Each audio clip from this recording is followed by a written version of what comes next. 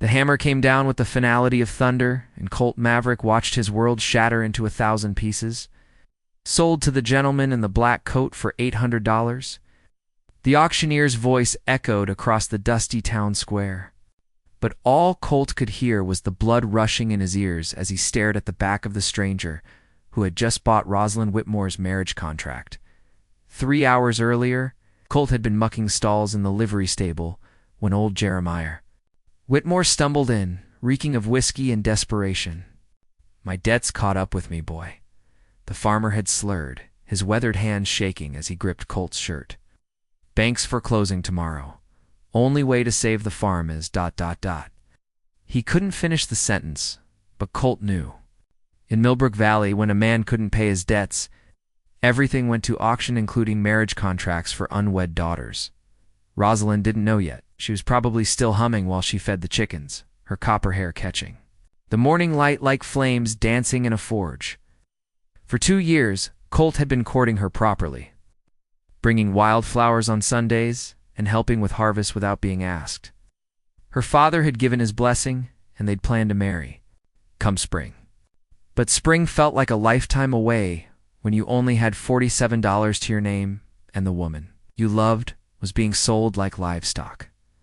The crowd pressed closer as the auctioneer called for opening bids. Colt's hands were slick with sweat. As he clutched his meager savings, $47 barely enough for a decent horse, let alone a bride's price, but he had to try. For $47, he shouted, his voice cracking like a schoolboy's. Chuckles rippled through the crowd.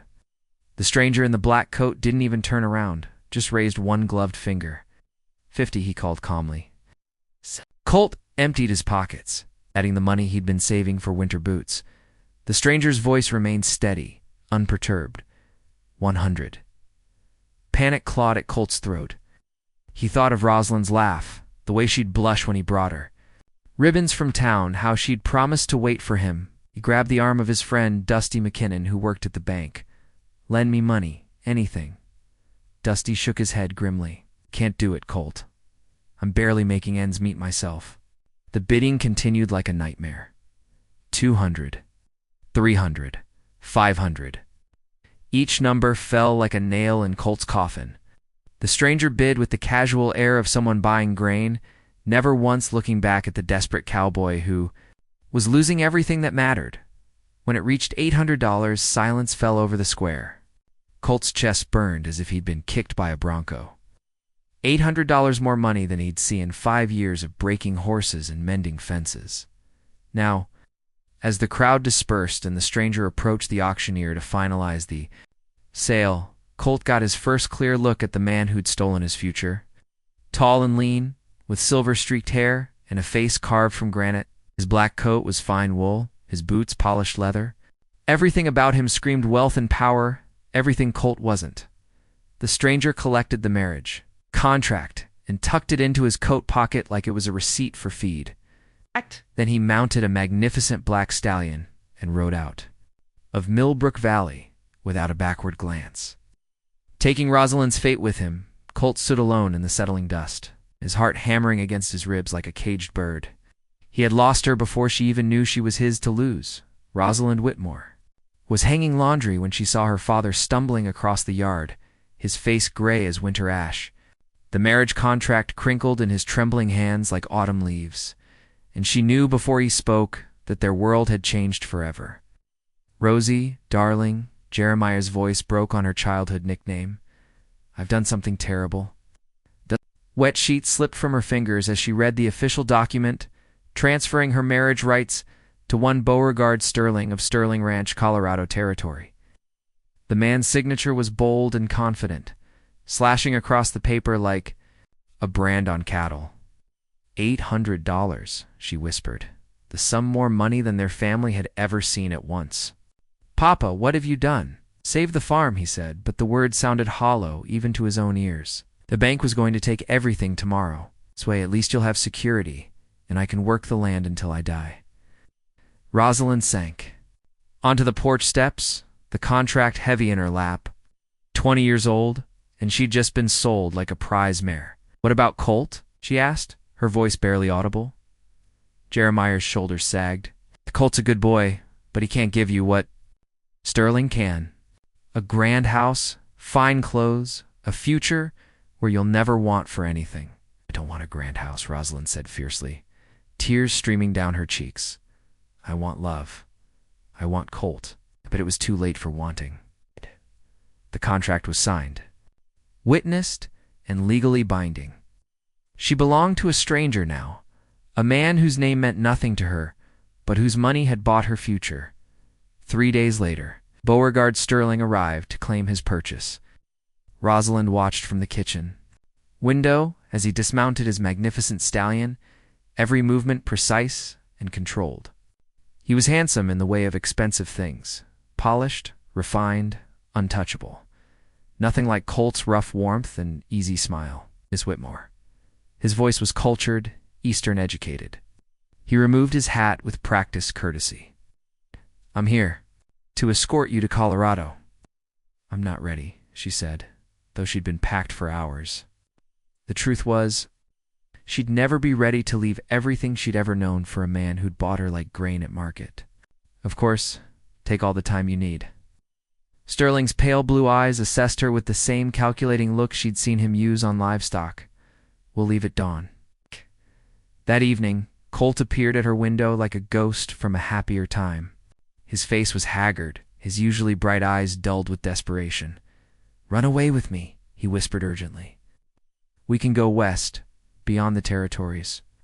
Start fresh where no one knows about contracts or debts. Rosalind's heart screamed yes, but her mind knew the truth. They'd follow us, Colt. You'd be branded a thief, and I'd be dragged back anyway. Papa would lose everything. Then I'll earn the money.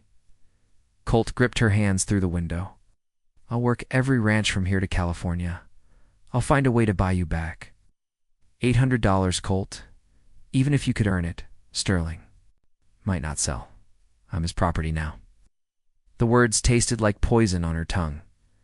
They held each other through the window frame, memorizing the feel of skin against skin, knowing it might be the last time. When dawn broke gray and cold over Millbrook Valley, Colt was gone, and Rosalind climbed into Sterling's elegant carriage, wearing her best dress and a heart full of broken promises. As the carriage rolled away from the only home she'd ever known, Rosalind pressed her face to the window and watched Colt standing in the distance, a solitary figure against the morning sky. He raised one hand in farewell, and she knew he was memorizing her too. Storing up this moment against the long loneliness ahead, Sterling sat across from her, reading papers and making notes as if she weren't there. He'd bought her, but he hadn't. Won her. That distinction mattered more than he could possibly know. The carriage wheels turned steadily westward, carrying her toward an unknown future and away from the only man she'd ever love, Sterling.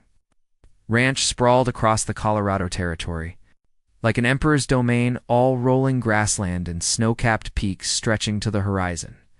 Rosalind pressed her nose to the carriage window, overwhelmed by the sheer vastness of her new prison. Cattle dotted the landscape in organized herds, and cowboys rode among them with practiced ease, but none of them had Colt's natural grace. In the saddle. Impressive, isn't it? Beauregard Sterling spoke for the first time in hours, his voice carrying unmistakable pride. 15,000 acres. The largest ranch in 3 counties. It's very grand, Rosalind replied carefully. Because it was true, even if grandeur couldn't fill the hollow ache in her chest. The ranch house rose before them, like something from a fairy tale, 3 stories of gleaming white wood and wraparound. Porches with towers and gables that caught the mountain light. It was beautiful and cold, and nothing like the cozy farmhouse, where she'd grown up counting wildflowers and listening to her mother hum lullabies, Mrs. Cordelia Hartwell. The housekeeper greeted them at the door with crisp efficiency. Shh. A severe woman with steel-gray hair and sharp eyes that missed nothing. Your room is prepared, Miss Whitmore. The master thought you might like to rest before dinner. Rosalind's room was larger than her father's entire house, furnished with mahogany and silk, overlooking gardens that must have cost more than most families earned in a lifetime. A wedding dress hung in the wardrobe white satin and Belgian.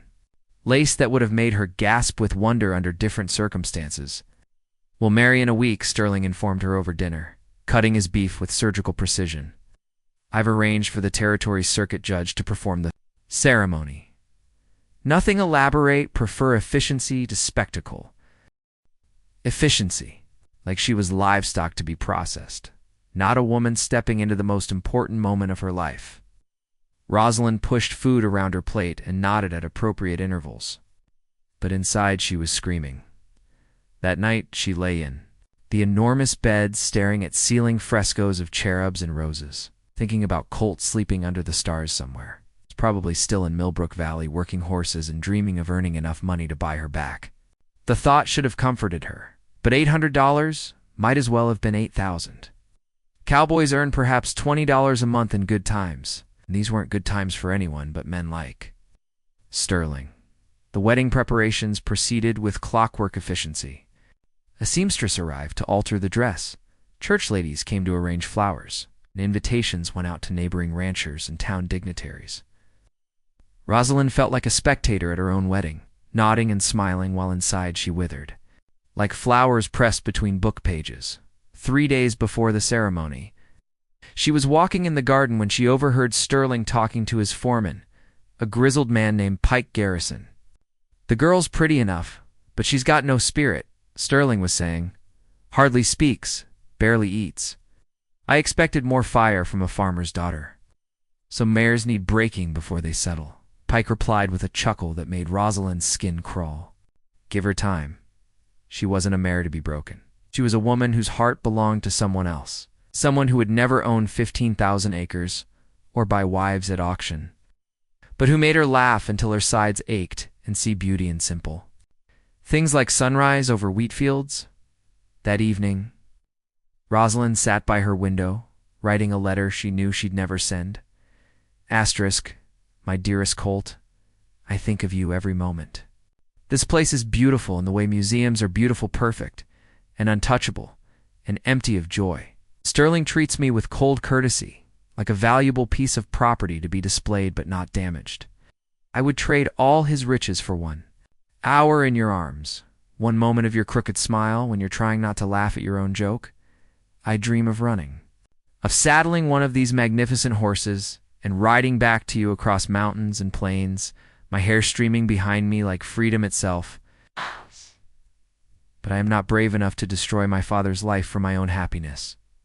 3 more days, and I will be Mrs. Beauregard Sterling. But I will never stop being yours in the only place that matters, my heart." Asterisk, she folded the letter carefully and tucked it into her jewelry box. Next to the pressed wildflower Colt had given her the day before, the oxen. Some treasures couldn't be bought at any price. Outside her window, the Colorado wind howled through the mountains, carrying the scent of snow and wild sage and promises that would never be kept. The wedding morning dawned crisp and golden, the kind of day poets write about when they want to break hearts with beauty. Rosalind stood before the mirror in her borrowed finery, watching Mrs. Hartwell arrange her copper hair into an elaborate coiffure that felt as foreign as the satin gown cascading around her feet. "You look lovely, dear," the housekeeper said, but her voice carried the hollow ring of duty rather than joy. Even the servants knew this marriage was a business transaction dressed up with flowers and lace. Through the window, Rosalind could see guests arriving in carriages and on horseback Sterlings, business associates, neighboring ranchers, the territorial governor himself. A celebration of merger and acquisition, not love. She wondered if any of them had ever married for love, or if that luxury was reserved for people who couldn't afford to buy and sell human hearts. A commotion in the courtyard caught her attention. A rider was approaching fast, his horse lathered with sweat and dust. Even from 3 stories up, she recognized the desperate urgency in his posture. The familiar way he sat a horse like he was born to it. "Colt," she whispered, her heart hammering against her ribs. He swung down from his saddle and pulled a newspaper from his saddlebags, his face split by a grin wide enough to swallow the horizon. "You're not going to believe this, but that fancy. Rancher Sterling, he's been arrested." Colt left Thunder in the corral and joined them, slipping an arm around Rosalind's waist. Arrested for what? Fraud, embezzlement, illegal land grabs. The whole mess finally caught up with him. Dusty unfolded the Denver newspaper with flourish. Turns out he'd been forging deeds and stealing property from folks who couldn't read legal documents. The territorial marshal got wind of it and raided his ranch last week. Rosalind felt a strange mixture of satisfaction and pity as she read the headlines. Sterling had seemed so powerful, so untouchable, but his empire had been built on lies and theft. What happened to the ranch? Being sold at auction to pay back his victims. But here's the interesting part. Dusty's grin grew even wider. Remember that mining claim Mrs. Abernathy traded you for gentling her horse? What about it? Colt asked, though his eyes were beginning to show interest. Her late husband's claim borders Sterling's land. With Sterling gone and his property being parceled out, that little claim just became worth about 50 times what you thought. There's a vein of silver running right through it, and now you've got legal access to expand the mining operation. The implications hit them both at once. Rosalind felt Colt's arm tighten around her as the magnitude of their good fortune sank in. They wouldn't be rich overnight. Mining was hard, uncertain work, but they would have options, opportunities, a chance to build something lasting. There's more, Dusty continued, clearly enjoying his role as bearer of extraordinary news. Your father, Rosie, used the money from your marriage contract to pay off his debts and expand his farm. Had his best harvest ever last fall, and he's been asking everyone when you might come for a visit. Tears sprang to Rosalind's eyes. She'd written to her father several times but hadn't received replies, making her wonder if he was still angry about her escape from Sterling's ranch. To know he was not only surviving but thriving lifted a weight from her heart she hadn't realized she'd been carrying. And Dusty saved the best for last. He sent this along with his blessing. He handed Rosalind a small package wrapped in brown paper. Inside was her mother's silver locket, the one family heirloom her father had managed to keep through all their financial troubles. A note in his familiar handwriting read, "For my brave daughter, who chose love over luxury and found both. In the end, your mother would be so proud. We'll visit come spring," Colt said softly, understanding the emotion in his wife's face. After the foaling season, and once we get the mining operation started, as if summoned by talk of the future, Thunder whinnied. From the corral, no longer the traumatized animal that had arrived at their ranch. The stallion was healing, learning to trust again, much like Rosalind herself had done. That evening, as they sat on their small porch watching the sun set behind the mountains, Rosalind reflected on the strange turns her life had taken. A year ago, she'd been a farmer's daughter, facing an uncertain future. 6 months ago, she'd been sold at auction like livestock. Now she was a rancher's wife, with silver claims and horse breeding stock, and a husband who looked at her like she hung the moon and stars. "Do you ever wonder what would have happened if Sterling had been an honest man?" she asked, leaning against Colt's shoulder. "If he'd courted me properly instead of buying me." Colt considered this, absently stroking her hair. "Reckon I'd have had to work a lot harder to win you," he said finally. "It'd have found a way. Some things are just meant to be, Rosie. Like how Thunder was meant to find his way to us, and how that mining claim was meant to fall into our hands right when we needed it most. And how I was meant to be sold to the wrong man so I could find my way to the right one. Especially that," he pressed a kiss to the top of her head. "Though next time fate wants to lend us a hand, I'd prefer it didn't involve auctions and marriage contracts." Rosalind laughed, the sound carrying across their little valley like music. "Next time, we'll make our own fate, together." As stars began to appear in the darkening sky, they made plans for their future, the house they'd build when the mining profits came in, the children they'd raise among the horses, the legacy they'd create together. It wouldn't be the kind of empire Sterling had tried to build through fraud and manipulation, but it would be theirs, earned through honest work and bound together by love.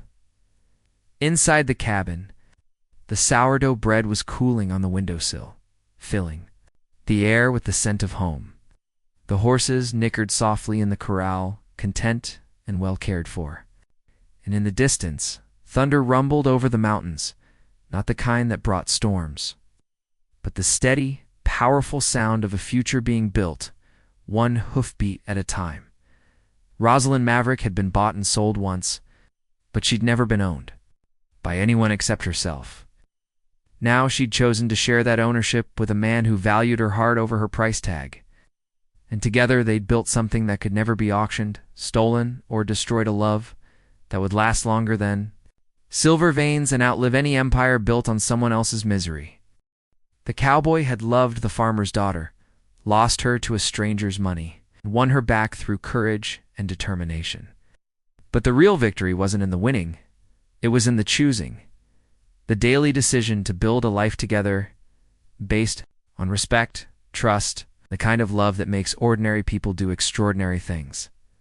As the Colorado night settled around their little ranch, Colt and Rosalind Maverick held each other close and listened to the sound of their dreams taking root in mountain soil, growing wild and free and strong enough to weather any storm. His mount before the horse had fully stopped, his clothes travel-stained, and his face gaunt with exhaustion. He looked like he'd ridden through hell itself to get here. And maybe he had. Mrs. Hartwell gasped and moved toward the door, probably to summon security, but Rosalind caught her arm. "Please," she said, "give me 5 minutes." Something in her voice, perhaps the first real emotion the housekeeper had heard from her maid, the older woman nodded reluctantly. 5 minutes. Then I must alert the master. Rosalind lifted her skirts and ran, the expensive silk whispering against the stairs as she flew down 3 flights. She burst through the servants' entrance just as Colt was arguing with 2 of Sterling's ranch hands, who'd moved to block his path. "Rosie?" He broke away from them and caught her in his arms, spinning her around despite the yards of satin between them.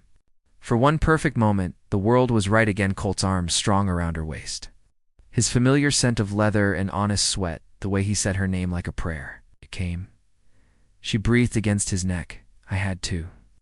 His voice was rough with emotion. "I couldn't let you marry him without fighting for you. Without fighting for us." She pulled back to look at his face, cataloging the new lines around his eyes, the shadow of beard that spoke of days without proper rest. "Colt, how did you—" "I've got the money." He reached into his pocket and pulled out a leather pouch that clinked with the weight of coins. $850. Enough to buy you back with interest. Rosalind stared at the pouch, hardly daring to believe. "How? Where did you get? Does it matter?" His hands framed her face with desperate tenderness. "I worked every ranch from here to California, saved every penny, sold everything I owned, including my PA's watch. I would have sold my soul to the devil himself if it meant bringing you home." Before she could respond, Sterling's voice cut through. Their reunion like a blade. How touching. Cowboy thinks he can buy back his lady love. They turned to find Sterling standing in the courtyard, resplendent in his wedding attire, flanked by 6 armed men. His pale eyes were cold as mountain snow, his smile sharp enough to cut glass. "Mr. Maverick, isn't it?" Sterling approached, with casual arrogance. "I heard about your fundraising efforts. Quite industrious of you." Colt stepped protectively in front of Rosalind, his hand hovering near his gun. "I'm here to honor the original sale terms. At $800 for Miss Whitmore's contract plus $50 for your trouble." Sterling laughed, a sound like breaking crystal. "I'm afraid you misunderstand the situation, Cowboy. That contract is no longer for sale. Miss Whitmore and I are to be married in—" He consulted his gold pocket watch. "Exactly 37 minutes. After that, she'll be my wife, not my property, and wives, as I'm sure you know, cannot be bought or sold." The truth of it hit Rosalind like a physical blow. She'd been so focused on the money, the impossible dream of Colt earning enough to free her, that she'd forgotten the deeper trap.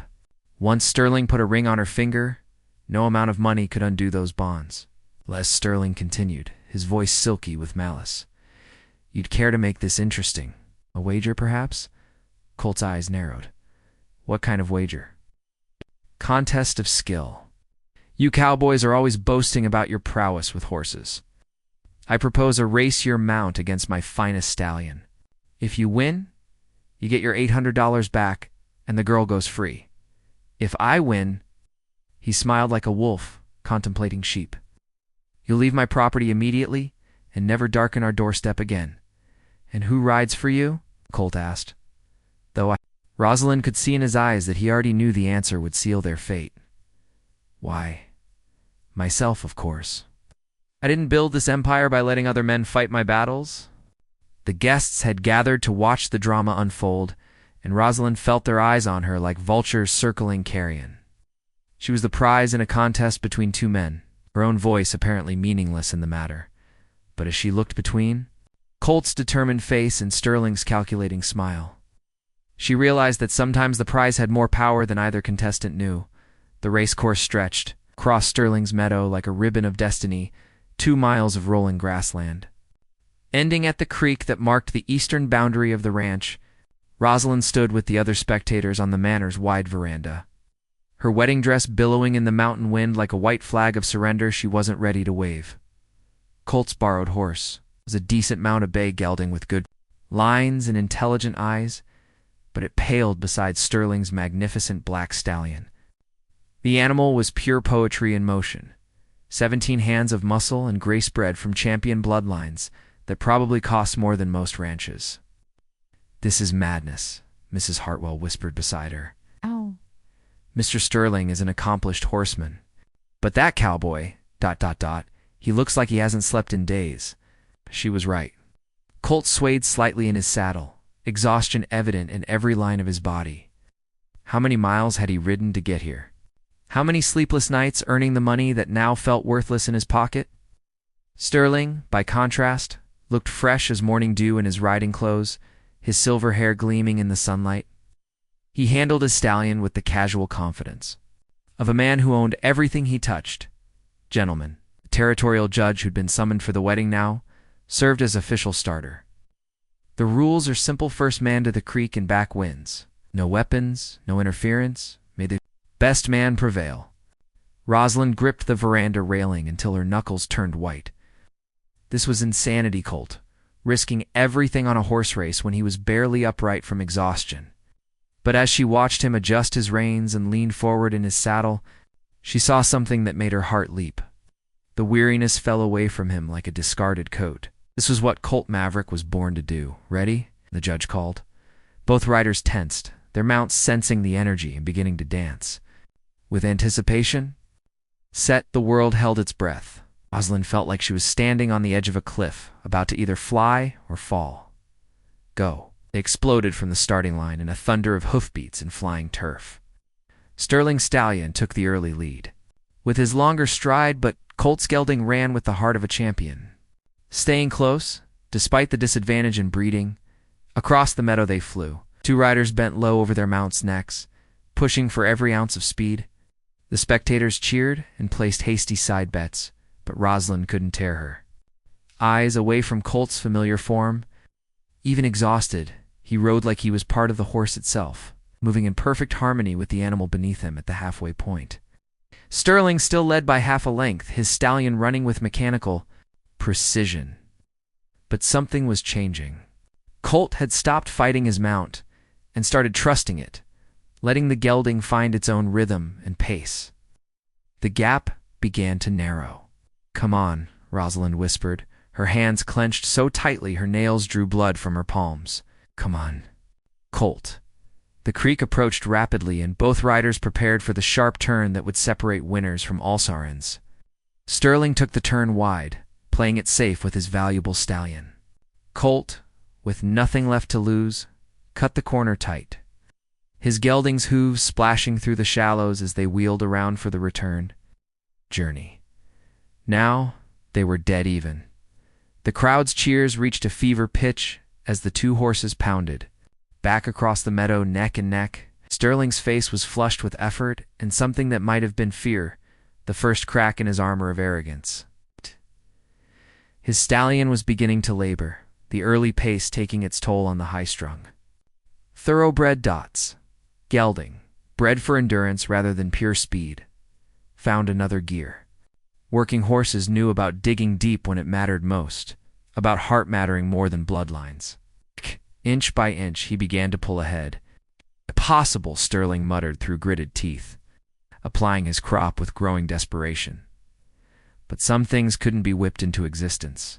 Colt crossed the finish line a full length ahead, Gelding barely breathing hard while Sterling's stallion stood with heaving sides and foam-flecked lips. The crowd erupted. Money changed hands among the betting spectators, and cowboys who worked for Sterling began to grin despite themselves.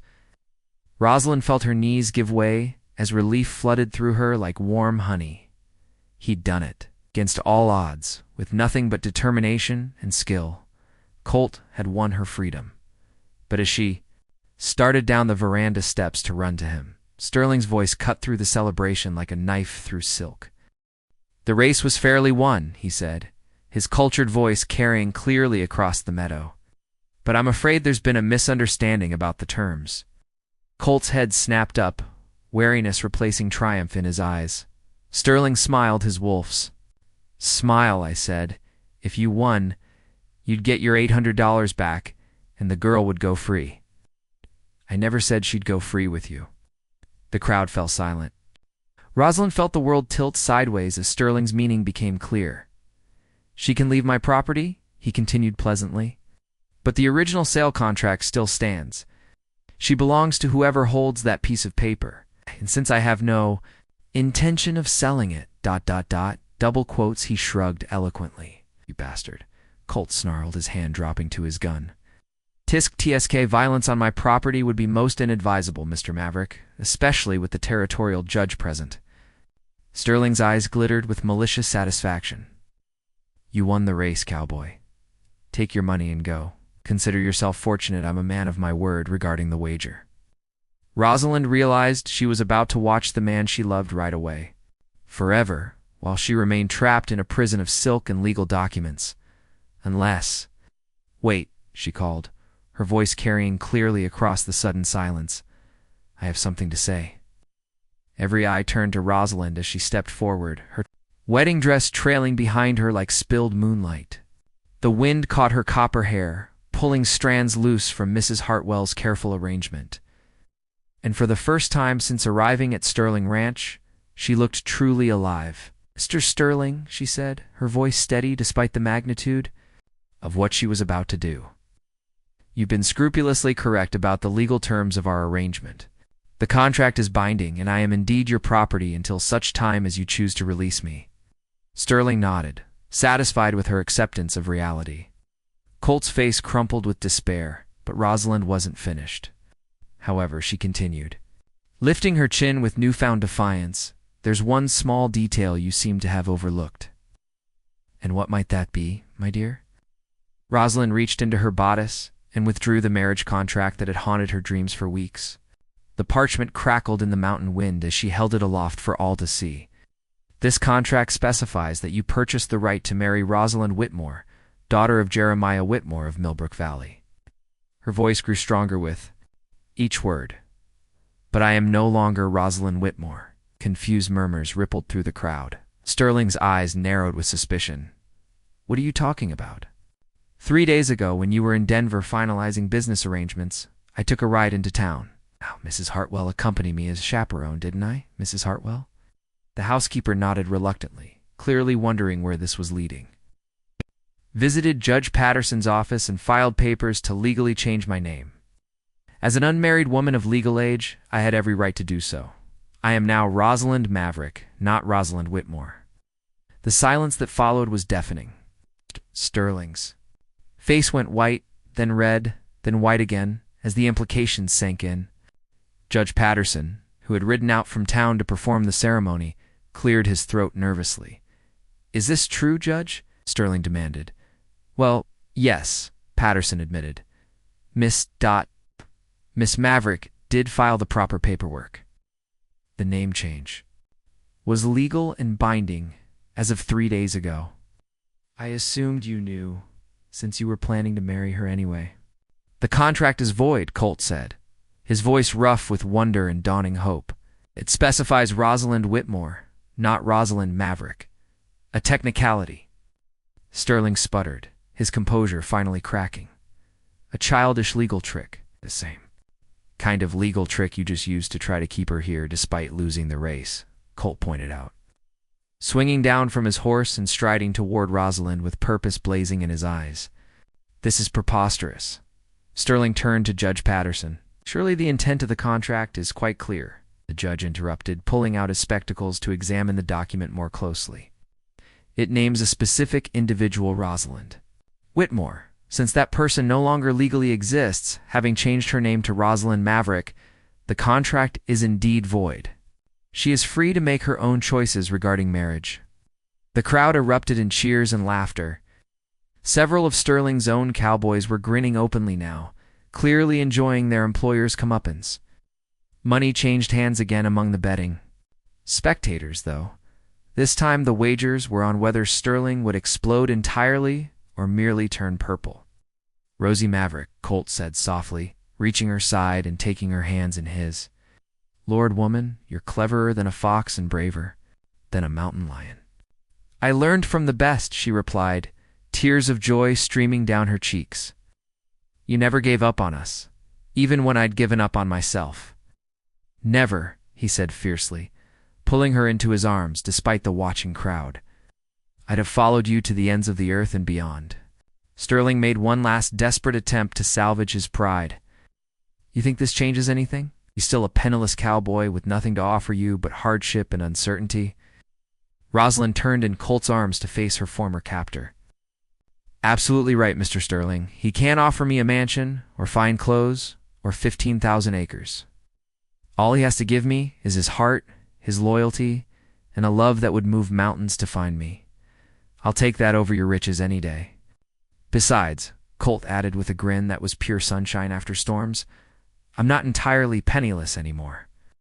I've got $850 burning a hole in my pocket, and I know exactly what I want to spend it on."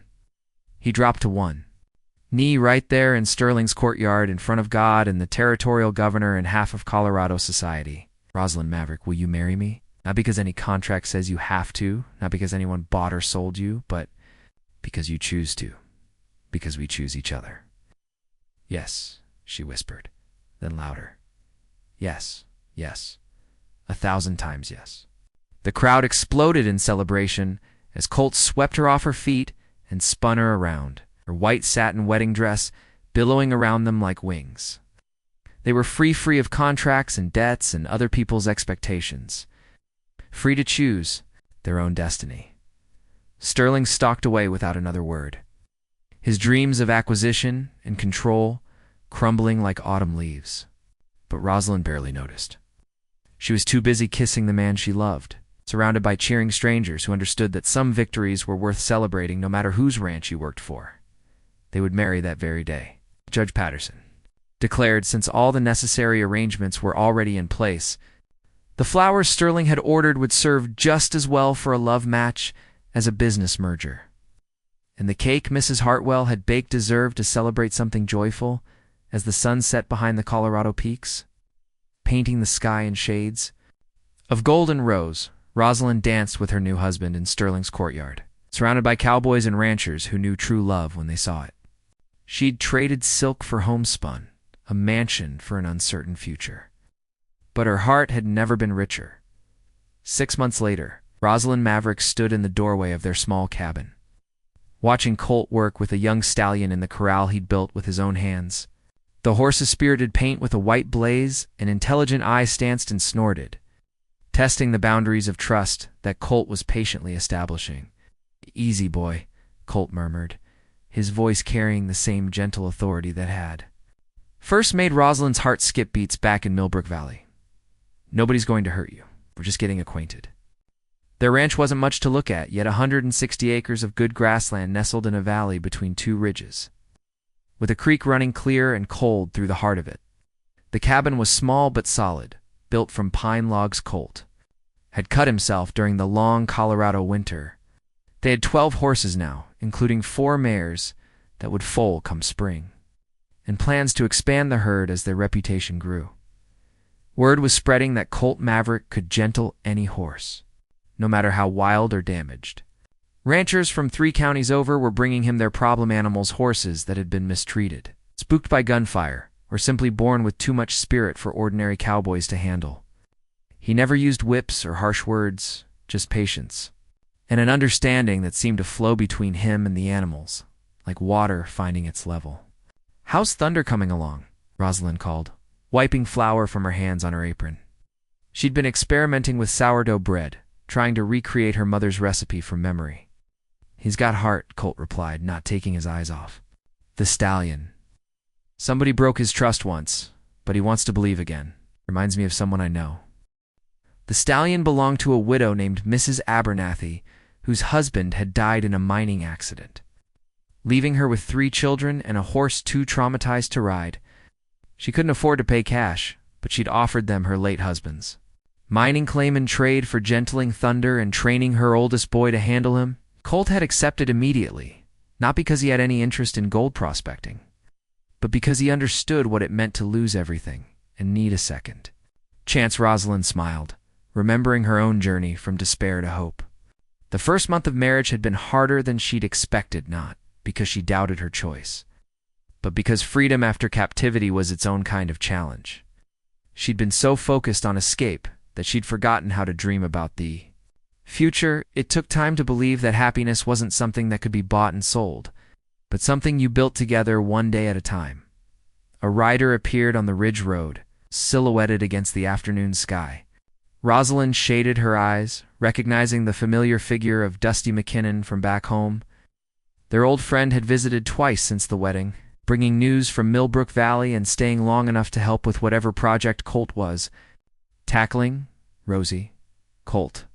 Dusty called as he rode into the yard, his horse blowing hard from the climb. You folks need to see this. He swung down from